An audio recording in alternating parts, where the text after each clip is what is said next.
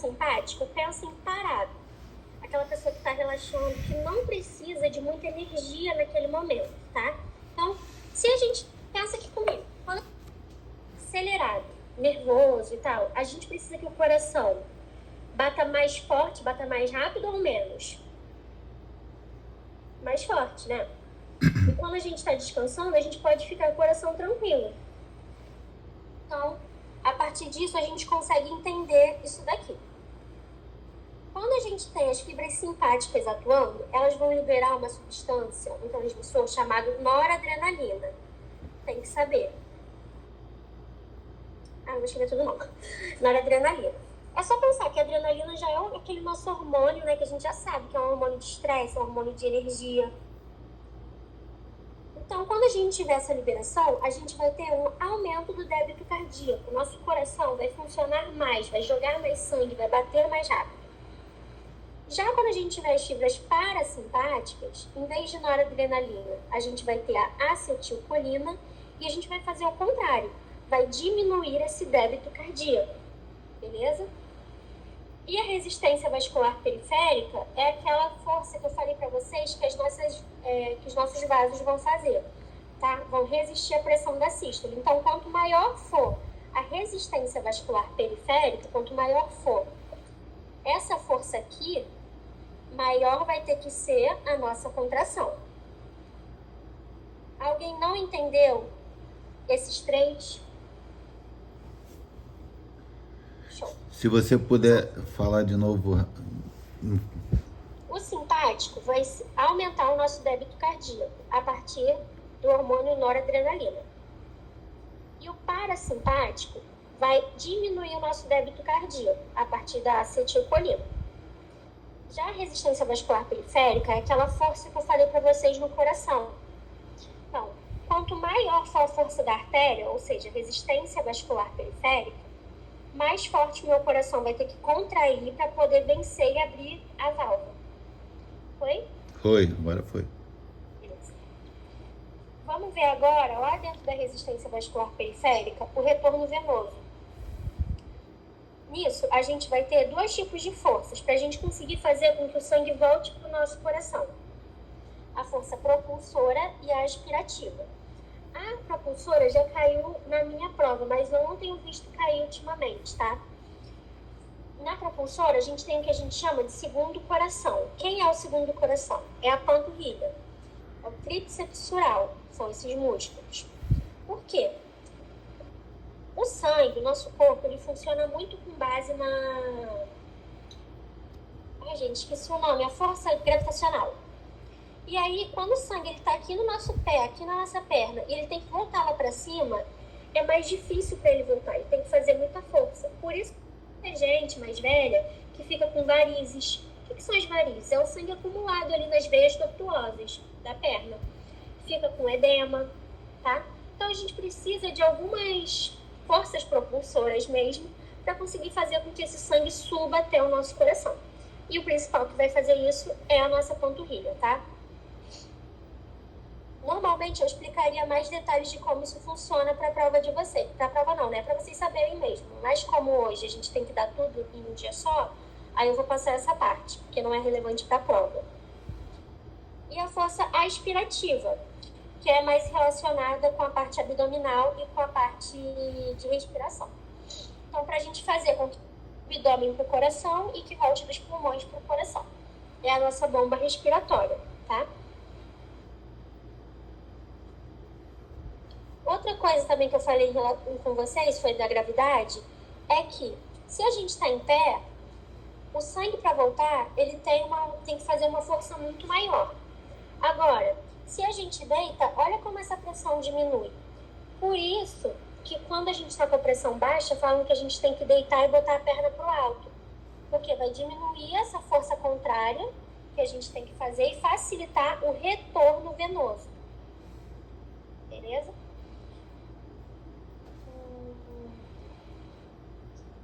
Então, voltando lá no sistema simpático. O que ele vai fazer? Atuar pela noradrenalina e pela adrenalina, aumenta a contração e o débito cardíaco e tem efeito inotrópico, cronotrópico e dromotrópico positivo. O que é isso?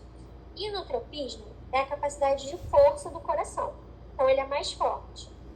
Cronotropismo é a capacidade de gerar estímulo elétrico para contrair. Então, ele gera mais estímulo. E dromotropismo é a capacidade desse estímulo percorrer o coração para contrair. Então, somando isso aqui tudo que é positivo, a gente vai contrair mais o coração e ter mais débito cardíaco. E ele vai fazer também vasoconstrição. Eu já vou explicar essa parte daqui a pouco. E o parasimpático, ele já é o contrário. Então, ele tem negativos esses efeitos daqui que a gente comentou e diminui o débito cardíaco. Agora, essa parte aqui é importante para a prova, tá? Os receptores... Isabela, boa noite. Então, ele chegou a comentar na sala, até como se fosse uma questão de prova, como o sistema nervoso simpático age no coração. Aí ele fala sobre o receptor beta-1, ainda vai falar? Isso, vou falar agora. Ah, tá, não, foi mal então, valeu, obrigado. Relaxa. Então, é o que eu estava falando para vocês, essa parte aqui sempre cai em prova, tá? São os adrenoreceptores. Eles são receptores apenas do sistema simpático, tá? Da parte da adrenalina e noradrenalina. Por isso que é adrenoreceptor. Não está falando do parasimpático. Nós temos 5, mas para a prova de vocês precisam saber de 3 só. Vocês precisam saber do alfa 1, beta 1 e beta 2. Eu nunca vi ele pedir alfa 2 e beta 3 na prova, tá? O que alfa 1 vai fazer? Vai fazer vasoconstrição. Beta 1 vai fazer taquicardia e aumentar o débito cardíaco. E beta 2 vai fazer vasodilatação e broncodilatação. Uma diquinha, não sei se ele passou isso para vocês, é que o 2, a gente tem 2 pulmões. Então, por isso, beta 2 atua principalmente nos pulmões. E 1, a gente só tem um coração. Então, beta 1 atua mais no coração. Alfa 1 já atua mais nos vasos sanguíneos. Beleza? Então, retomando aqui. Repete, por favor, Isabela. Alfa 1 faz vasoconstrição. Alfa 1 faz vasoconstrição. Beta 1 faz taquicardia, aumenta o débito cardíaco. E beta 2 faz vasodilatação e broncodilatação. Ok. E ele que você falou é o quê? Receptores de adrenalina. Tá, obrigada. Então, o beta 1 atua aqui no nosso coração, aumenta a frequência cardíaca, aumenta o débito.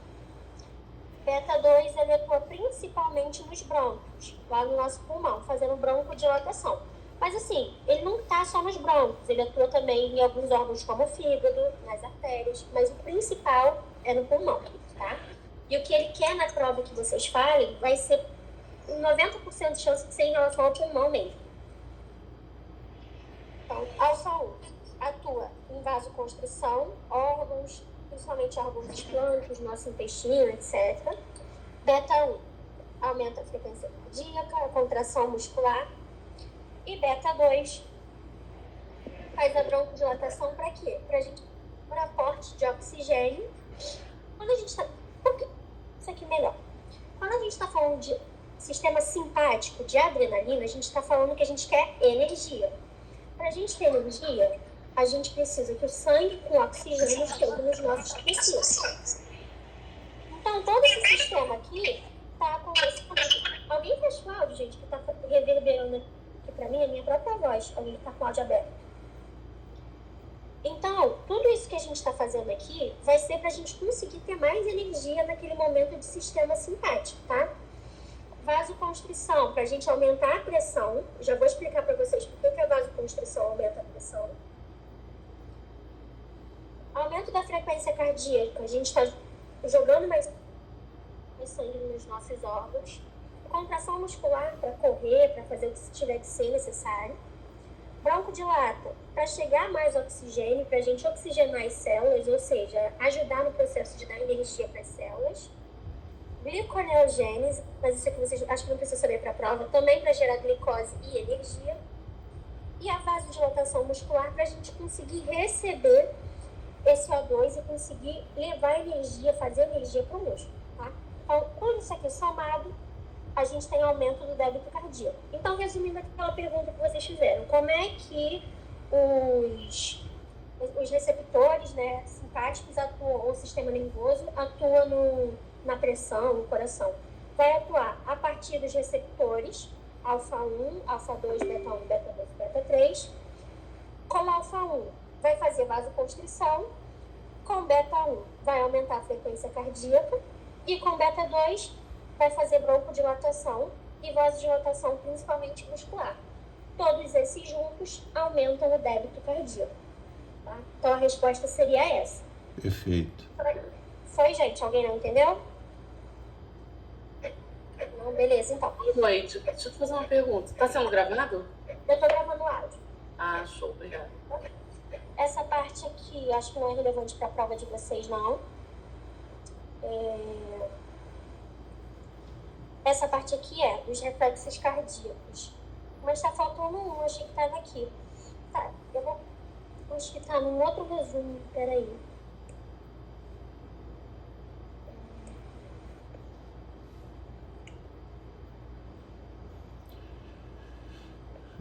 Uma pergunta que não tem relação aí com a matéria. Você vai dar algum intervalo ou não? Vai diretão? Cara, eu acho que eu vou ter que ir diretão, porque é muita matéria e a gente vai acabar, tipo, meia-noite só se eu der intervalo. Fora que eu ainda tenho 2 provas para estudar para amanhã. Não, perfeito, vamos. Tá? Deixa eu ver se eu acho aqui o que eu tava falando.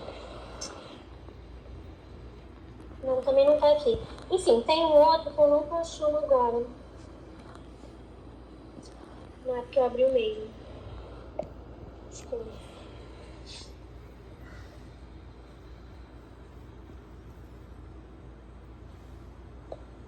Aqui, pronto. Então, nós temos 4 reflexos cardíacos que podem acontecer ao mesmo tempo, tá? Todos esses reflexos falam em relação ao aumento da força de contração do nosso coração. Só muda qual é o motivo dessa força de contração. Então, ele pode pedir numa discursiva, tá? Para vocês citarem os reflexos cardíacos e explicar o que cada um faz. Então, todos aumentam a força de contração, o que muda é o motivo. Starle é por retorno venoso ou pela pré-carga. Unrep é pela pressão na aorta ou após carga. Boldit é pelo aumento da frequência cardíaca. E Bainbridge é pelo aumento da pré-carga, quando a gente tem um aumento da frequência. Beleza? Bom, e eles acontecem ao mesmo tempo. Repete, por favor, Isabela. Repito. Esses reflexos aqui, todos eles vão ser o aumento da força de contração. O que vai mudar é a causa desse aumento. No Starle, vai aumentar a força de contração, porque aumentou o retorno venoso. Ou seja, tem mais sangue chegando no coração, então a gente tem que contrair para jogar esse sangue fora. Para fora do coração. O Unrep é quando aumenta a pressão na aorta. Lembra que eu falei para vocês que quanto maior a pressão daqui, maior vai ter que ser a força do coração? Então é isso. O Boldit é quando a gente aumenta a frequência cardíaca. Se a gente está com o coração batendo muito rápido, a gente tem que conseguir contrair ele mais para conseguir jogar tudo fora. E o Bainbridge é quando a gente tem aumento também da frequência cardíaca junto com a pré-carga, junto com mais sangue chegando no coração. Beleza? Tudo no objetivo de aumentar a força de contração, não é isso? É o objetivo de aumentar a força de contração, pra gente poder jogar o sangue que chegou no coração todo pra fora. Beleza? Vou passar então, gente. Agora a gente vai para outra parte da aula, que é o dos conceitos de hemodinâmica. Agora a gente vai falar mais em relação à vasculatura, as veias, as artérias, tá? O primeiro conceito é o de resistência vascular. Tamanho do vaso, resistência, fluxo. Então, nesse momento, vamos pensar num túnel. Se a gente tem um túnel pequeno, e se a gente tem um túnel largo. Nesse túnel aqui só vai passar uma fileira de carros. Então, vai passar mais devagar. Ou seja, quanto menor o diâmetro, menor o fluxo de carros a gente vai ter nesse túnel. E quanto maior o diâmetro, maior o fluxo de carros a gente vai ter. A mesma coisa para o nosso vaso sanguíneo. Quanto maior for o diâmetro do nosso vaso, menos resistência vai ter e mais fluxo vai ter. Agora, a questão da viscosidade. Pensa que nesse túnel são 2 túneis de mesmo tamanho. Esquece esse aqui agora. Um tem a estrada lisinha e o outro é todo cheio de buraco. Qual que a gente vai passar mais rápido? No 1 ou no 2? No 1, certo? É a mesma coisa aqui. Só que a viscosidade seria um sangue mais grosso. Então ele passa mais devagar. Então, quanto maior a viscosidade do sangue, maior é a resistência e menor é o fluxo. Beleza? Aí a gente tem uma formulazinha, mas acho que não precisa saber para a prova, que o fluxo é igual à pressão sobre a resistência. A pressão nos vasos. É importante saber que a artéria tem maior pressão do que as veias, tá? Que tem maior pressão que os capilares. Por quê? A artéria é onde a gente vai jogar o sangue pro coração, do coração para o corpo inteiro. Então, ela tem uma pressão muito forte para conseguir chegar no corpo todo. A veia já é aquele sangue que está voltando para o coração, é um sangue pobre em oxigênio. Então, ela tem menos pressão, tem menos força. E o capilar tem que ter uma pressão menor para a gente conseguir parar um pouco esse sangue e fazer as trocas gasosas ou trocas metabólicas. Por exemplo, aqui está meu fígado, só um exemplo. E aqui está o meu capilar. Eu preciso que nesse momento o meu capilar seja fininho e a pressão dele seja fraca, para que eu consiga jogar, por exemplo, oxigênio para cá. Porque se o fluxo aqui tivesse muito rápido, eu não ia conseguir jogar esse oxigênio, tá? O local de maior pressão que a gente tem é a aorta e o de menor pressão é a veia cava. Outra coisa que costuma cair em prova são os tipos de fluxo. Nós temos 2 tipos, o fluxo laminar e o fluxo turbilionar. O laminar, quais são as características que a gente tem que saber dele? Que ele tem velocidade máxima na área central dele, então essa parte aqui do meio é mais rápida. Ele costuma estar em locais de menos velocidade e pressão, então perto do capilar, longe do coração. O coração é uma bomba. Então, no coração a gente tem muita pressão. Então, ali não vai ser laminar, tá?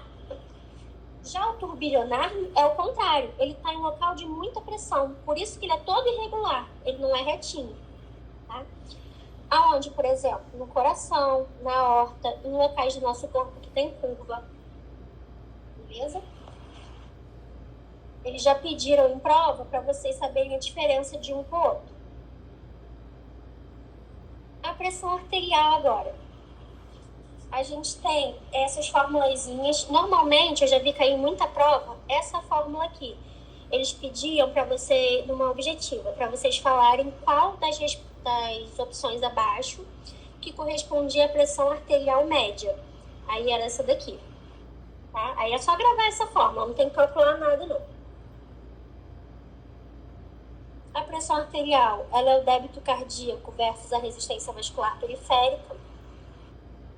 A pressão arterial média é 2 vezes a pressão arterial diastólica, que é da diástole, né, mais a sistólica sobre 3. O débito cardíaco é o volume sistólico versus a frequência cardíaca. E a pressão de pulso é a pressão sistólica menos a pressão diastólica. Aí outra coisa que é legal vocês saberem, mas não preciso explicar também, porque eu já vi naquelas de verdadeiro ou falso, mas tem muito tempo que eu vi também. Qual que é o componente principal da pressão sistólica e da diastólica? Aí o principal da pressão sistólica é o débito cardíaco e o principal da diastólica é a resistência vascular periférica, tá? Seção de pulso não precisa saber. Equilíbrio de Starling, vocês vão usar muito mais em renal do que no de cardio. Então, eu vou passar rapidinho aqui, na hora de renal a gente vai ver melhor. Basicamente, cada componente que a gente tem, cada espaço que a gente tem no nosso corpo, vai ter duas forças. Uma que empurra e uma que puxa. Sempre que a gente pensar em pressão hidrostática, a gente pensa em empurrar. E sempre que a gente pensar em pressão oncótica, a gente pensa em puxar. Tá? E cada componente vai ter a sua pressão. Então, por exemplo, aqui a gente tem o vaso sanguíneo. O vaso sanguíneo tem a hidrostática e a oncótica dele. Aqui a gente tem o tecido. Esse tecido tem a hidrostática e a oncótica dele. E aí fica como se fosse um cabo de guerra. É um lutando contra o outro. E quem for mais forte ganha. Até aqui vocês entenderam? Essa parte, quase todo mundo tem dificuldade nisso. Sim. Entendeu? Show. Então vamos continuar aqui. Se eu tenho aqui no meu vaso sanguíneo uma hidrostática, hidrostática forte, o que vai acontecer? Vai estar vindo para cá, vai estar para cá ou para cá para dentro? Vai estar empurrando ou vai estar puxando a hidrostática? Empurrando para fora, né? Então, quanto maior for a pressão hidrostática do vaso sanguíneo, mais a gente tende a jogar o sangue para fora, mais a gente tem edema, etc. E quanto mais oncótica a gente tiver, então vamos dizer que a nossa oncótica do sangue é maior do que a hidrostática do sangue. Então, mais o nosso sangue vai ficar aqui dentro, tá? Agora, a gente não está usando só as forças daqui. A gente está usando as forças daqui e as daqui. Então, vamos botar um número para vocês conseguirem entender melhor. Que a minha hidrostática capilar, ou seja, do sangue, é 10. E a minha oncótica do sangue é 5. Então, quem que é mais forte, o 10 ou o 5? Maior, o 10. Então, a hidrostática venceu e eu estou perdendo sangue para fora do vaso. Vamos botar agora com tecido junto. Se o tecido intersticial, a hidrostática dele é 20. E a oncótica dele é 2. Só um exemplo também. Então, vamos fazer a conta. Todo mundo que está para um lado, menos todo mundo que está para o outro. Esse desenho aqui está muito cheio de coisa, então eu vou fazer outro. Aqui o vaso sanguíneo e aqui o tecido, certo? Então, hidrostática do tecido empurrando, 20. Oncótica do tecido puxando, 2. Hidrostática do sangue, empurrando ele, 10. Oncótica do sangue, puxando ele, 5. Então, a gente vai fazer todo mundo que está para um lado, a setinha está apontada para o mesmo lado, menos todo mundo que está para o outro lado. Então, peraí. 20 menos 5, 15. E 10 menos 2, igual a 8. Então, quem que venceu? Quem que é maior, o 15 ou o 8? O 15. E o 15 é quem está vindo para dentro do vaso sanguíneo, quem está puxando para o vaso sanguíneo. Então, a gente vai tender a ter edema ou ter mais líquido aqui dentro? Edema. Mais líquido dentro? Ah, é? Perfeito. Alguém não entendeu isso? Você pode repetir mais uma vez, Isa, por favor? Posso. Deixa eu botar um desenho maior aqui. Ela não vai pedir para você na prova para fazer esse esquema todo, tá? Porque se eu não explicar isso para vocês, vocês não vão conseguir fazer a parte de renal, de fluxo sanguíneo, fluxo renal, etc. Vamos lá. Aqui eu tenho meu vaso sanguíneo. Aqui eu tenho meu tecido. Eu falei para vocês que a hidrostática vai ser roxa. Ela empurra. Então, a hidrostática do tecido está empurrando para fora do tecido e a hidrostática do sangue está empurrando para fora do sangue. E a oncótica, eu falei que ela puxa. Então, a oncótica do tecido quer manter dentro do tecido e a oncótica do sangue quer manter dentro do sangue. Aí, a nossa hidrostática do tecido é 20. A nossa hidrostática do sangue é 10. A nossa hidrostática hidrostática não, a oncótica do tecido é 5. E a nossa oncótica do sangue é 2. Então, a gente vai pegar quem está para a setinha do mesmo lado e diminuir das setinhas contrárias. Então, essas duas estão para o mesmo lado. Então, a gente vai somar elas. 15, 10 mais 5. Menos as que estão... Oi. Elas se ajudam, né? Isso. Menos as que estão para o outro lado. Então, essas duas estão para o lado contrário. Que dá 22. É porque a outra eu fiz o cálculo separado. Mas quem que é maior? O 22, não é? Do que o 15? Sim, 22. Então, Isabela, a minha... Fala. Oi, pode falar. Tá cortando o áudio, Andressa. Não, eu acho que tá... É porque a minha tela tá toda escura. Tá pra vocês também? Não. Queria saber É de a configuração aí, Andressa. Pra mim tá aparecendo direitinho. A minha tá dando tela também. Gente, não sei. A minha tá normal. Oxe, Essa é normal também. Sai e entra de novo, Andressa. Pra ver. o meu tá normal também. Então, quem que ficou maior? O 22. 15 ou o 22? 22. E o 22 é o que tá voltado pra cá. Ou seja, pro lado do sangue. Então, a gente vai ter mais sangue dentro do vaso do que ele está vazando. Conseguiu entender agora? Não sei quem é que tinha pedido para repetir. Era eu, Isa, entendi sim. Obrigada. Ah, beleza, então. Essa parte aqui vai ser muito importante para vocês entenderem renal. Para cardio, o que vocês têm que saber é que quem é importante para hidrostática e para osmótica, né, no geral, são as proteínas plasmáticas.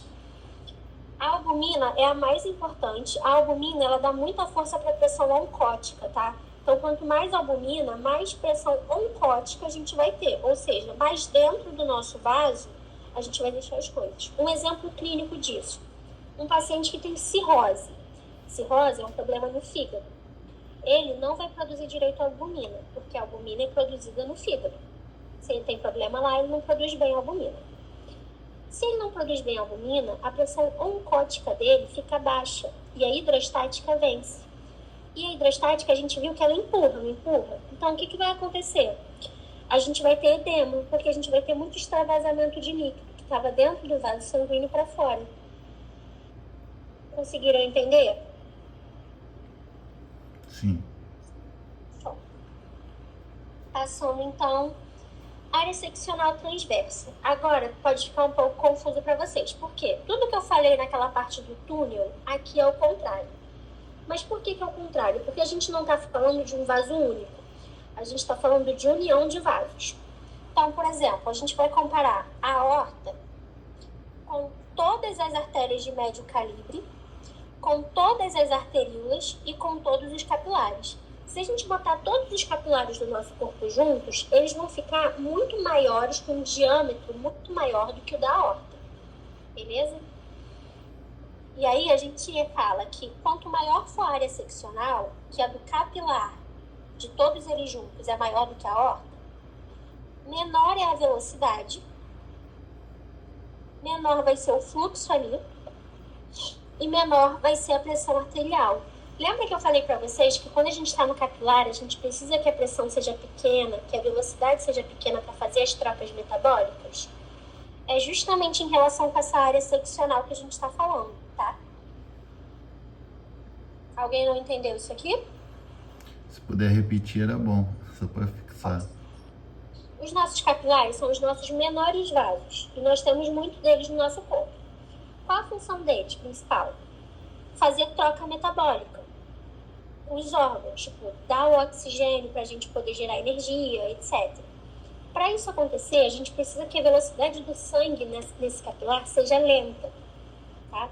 Então, nos capilares que tem maior área seccional, a gente tem menor velocidade, menor fluxo e menor pressão para poder fazer as trocas.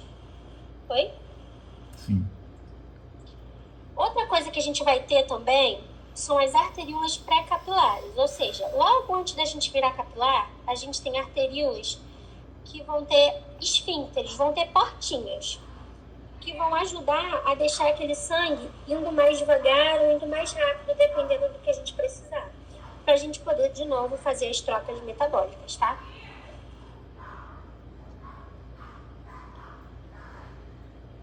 Isso aqui eu já falei com vocês, que a artéria tem mais pressão, então a parede dela é mais muscular também. Na veia tem menos pressão, a parede dela é mais delgada, ela consegue armazenar mais sangue. Vasodilatação e vasoconstrição agora. Para a gente vasodilatar e vasoconstrigir, primeiro vamos entender o que é vasodilatar e vasoconstrigir. A gente tem um vaso normal, o diâmetro dele é esse daqui, que é o nosso vaso. Beleza. Quando a gente vasodilata, o vaso que antes era desse diâmetro, agora está assim. E quando a gente vasocontrai, fica assim. Show. Na vasoconstrição, a gente tem mais pressão. E na vasodilatação, a gente tem menos pressão. Por quê? Pensa numa mangueira. Se a gente tem uma mangueira vazia, essa mangueira está no chão só pingando água. Agora, se a gente tem uma mangueira Peraí, deixa eu voltar. Se a gente tem uma mangueira normal, ela tem a pressão normal dela, beleza. Que esse desenho aqui era para outro exemplo. Agora, se a gente pega a mesma mangueira, que está aberta lá, e a gente coloca o nosso dedo na pontinha dessa mangueira, deixando só um espacinho dela aberto, não sei se vocês já fizeram isso quando vocês estavam molhando planta. A gente consegue molhar uma planta que está lá longe, a pressão aumenta muito. É a mesma coisa com o nosso vaso sanguíneo. Se a gente faz vasoconstrição, ou seja, diminui o tamanho dele, que antes era assim e agora está assim, a gente consegue aumentar a pressão.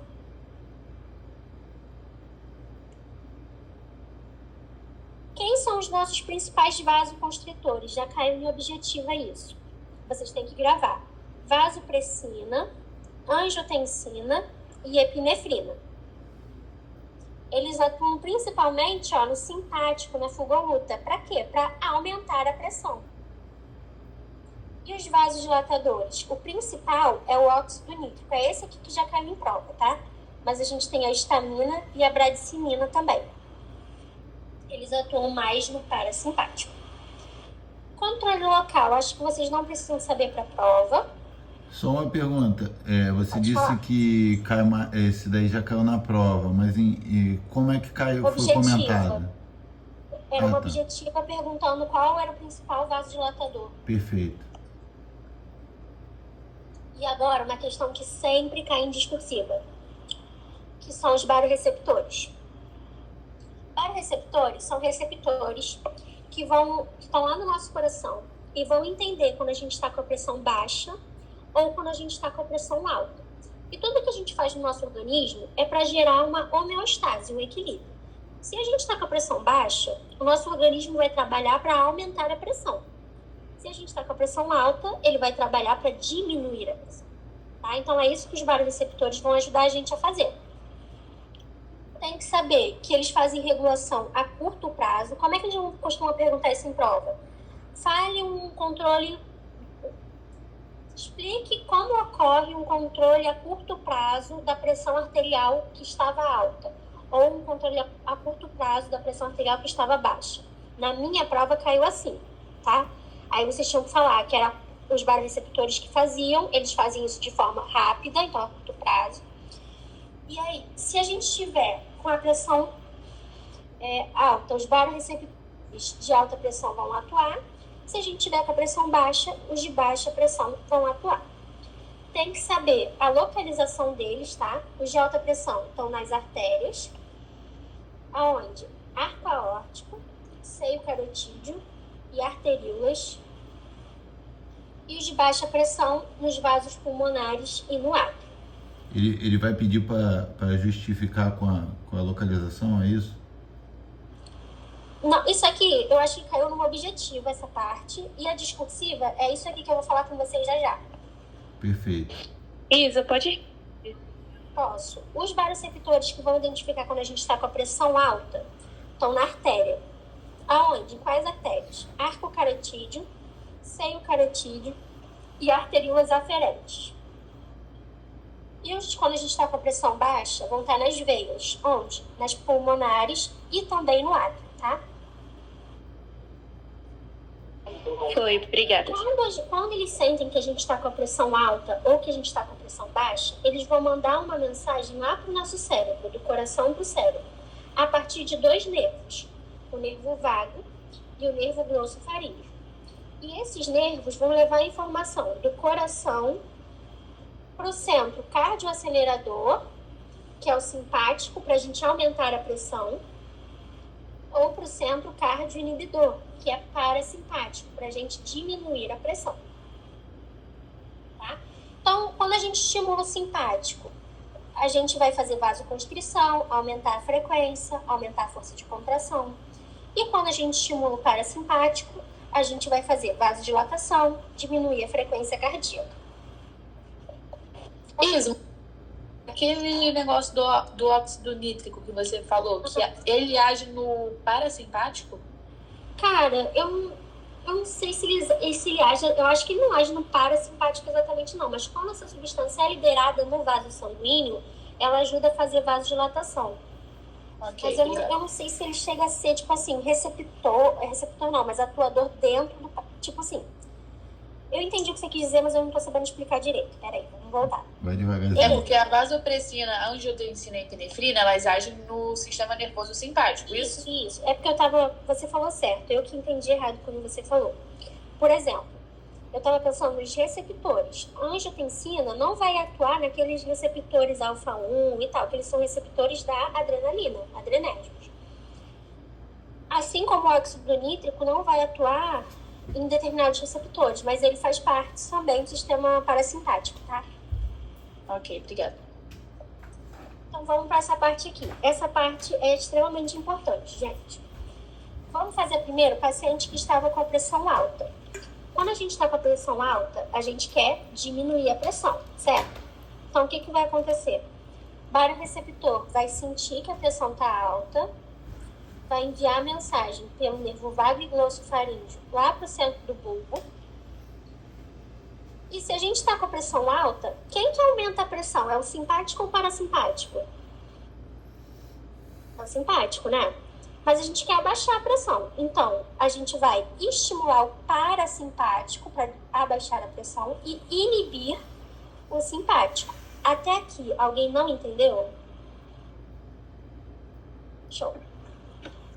Se a gente aumentou o simpático, o que a gente vai fazer? O que o simpático faz? Diminui a frequência cardíaca e aumenta a vasodilatação. Coisas que diminuem o débito cardíaco. E se a gente inibiu o simpático, o que o simpático faz? O simpático aumenta a frequência, aumenta a contração, faz vasoconstrição. Se a gente inibe ele, a gente vai inibir isso tudo. Então, inibe frequência cardíaca, inibe contratilidade, inibe vasoconstrição. Então, somando todas essas coisas que estão acontecendo, a gente vai diminuir o débito cardíaco e diminuir a resistência vascular periférica. Que dentro daquela nossa fórmula, que a gente já viu as fórmulas ali atrás, fazem com que a gente diminua a pressão arterial. Então, é assim que os baroreceptores pegam uma pessoa que está com a pressão alta e em curto prazo diminuem a pressão dela. Alguém não entendeu? Tu pode repetir só esse final aí de novo? Posso. A gente estimulou o parasimpático. Sim. Se a gente estimulou ele, a gente diminui a frequência cardíaca, porque é isso que ele faz, é o trabalho dele, e faz vasodilatação. E se a gente inibir o simpático deixa de fazer as coisas que ele fazia. Então, agora, a gente vai ter menor frequência, menor contração e menos vasoconstrição. Somando isso tudo aqui, a gente tem um menor débito cardíaco e menor resistência vascular periférica. Então, a gente tem menor pressão arterial. Perfeito. Beleza? Agora, o paciente está com a pressão baixa. É o contrário. Falei. Se ele está com a pressão baixa, a gente vai querer estimular o simpático ou o parasimpático? Alguém me responde. Para. Não, ele está com a pressão alta. A gente vai estimular quem? Simpático. Simpático. O simpático, isso. Então, de novo, ó, lá pelos baroreceptores, nervo vago e glossofaríngeo, vai para o centro do bulbo. Só que agora é o inverso. Antes a gente estimulava o parasimpático, agora a gente inibe. Antes, na pressão alta, a gente inibia o simpático e agora na pressão baixa a gente estimula o simpático. Lembra que a gente está fazendo isso para mudar essa situação. Então a gente quer estimular o simpático para que ele aumente a pressão dele. Então, se a gente estimulou o simpático, a gente aumenta a frequência cardíaca, aumenta a contração, faz vasoconstrição. E se a gente inibe o parasimpático, a gente aumenta também a frequência cardíaca e não faz vasodilatação.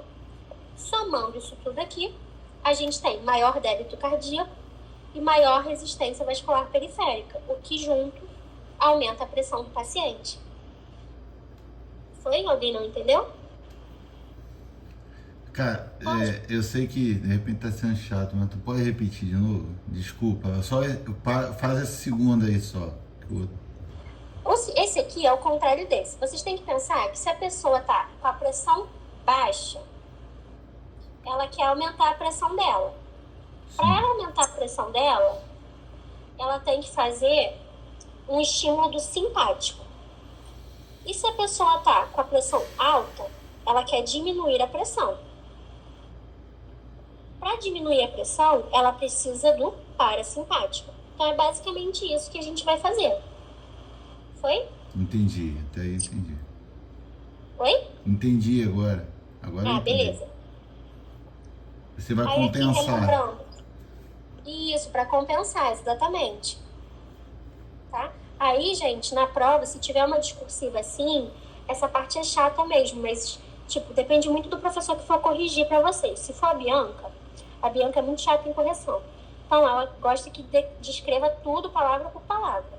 Se for o Rafael, por exemplo, ele é mais de boa, então vocês não precisam escrever tão detalhado, né? Mas como a gente nunca sabe, se vocês conseguirem gravar isso aqui, é bom vocês escreverem tudo. Aí, lembrando aqui, ó. Oi, fala. Ali na por exemplo, vasoconstricção, a gente fala que é baixa ou que não tem? Pode falar que diminui. Diminui? Tá. Tá? Ou inibe a vasoconstrição, desestimula. Tá? E lembrando aqui, ó, receptor beta vai agir no coração, beta 1, alfa nos vasos, né, principalmente, ajudando a aumentar a nossa pressão. Show? E beta 2 nos nossos pulmões. O outro sistema que a gente tem sistêmico é o sistema renina-angiotensina-aldosterona, que ele é de médio a longo prazo. Então, ele não é tão rápido quanto o baroreceptor, tá? Eu vou deixar para falar essa parte com vocês na parte de renal, que a gente fala melhor.